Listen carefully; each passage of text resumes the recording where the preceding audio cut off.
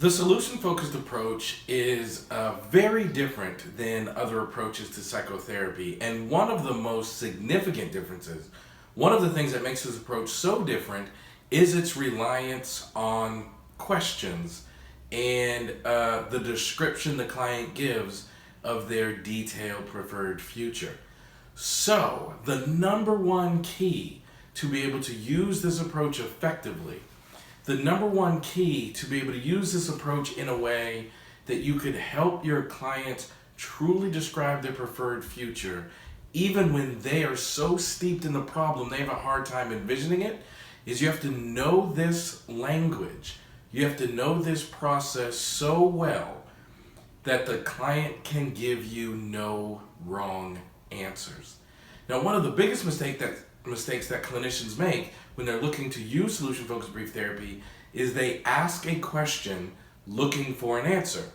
Now, why this is a big mistake is because if your client gives you an answer other than the one you're looking for, you have a tendency to get stuck. So, for example, when I start off sessions and I say, what do you best hope from our talking? If the client, and I'm looking for a response, like I want to be happy, I want to have joy, I want my relationship to be back strong, whatever it is, if a client says something off script, I'm likely to get stuck. So I might say, what do you best hope from our talking? And the client says, I don't know, I don't really want to be here. Because that's off the script, I'm now stuck, and I have to scramble to find another question.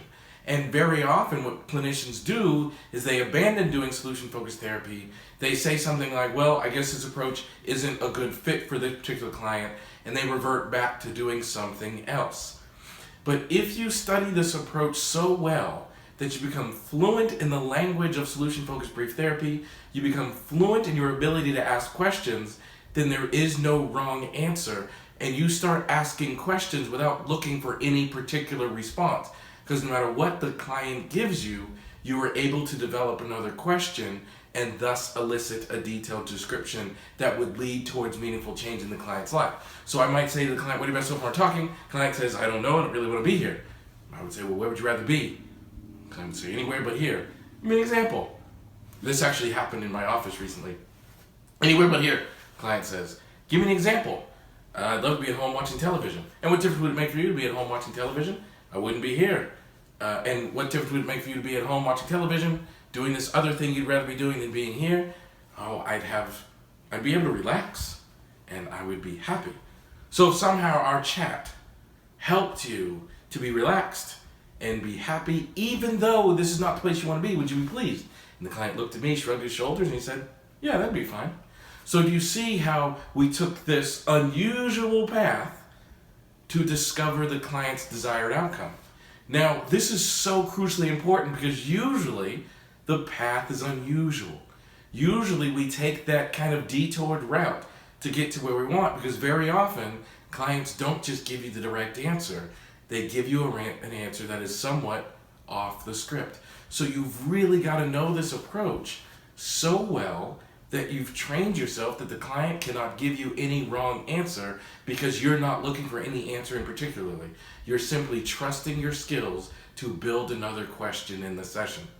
This is why I think training is so important. This is why I think consistent access to resources is so important, or consistent access to solution-focused training resources, to be specific, is so important. Because in order to stay sharp and build your fluency and keep your fluency once you have it, you have to be able to access these resources.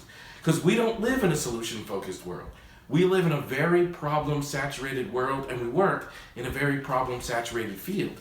One of the things that I experience so much is I go into a city and I will do a training, and I get emails 2 or 3 months after the training from people saying, I loved your training, but I got back to my office and got stuck around my supervisor and the other clinicians on the staff that do not practice solution-focused brief therapy, and I ended up reverting back to the other way I was doing things. I feel less effective. I'm getting stuck in session.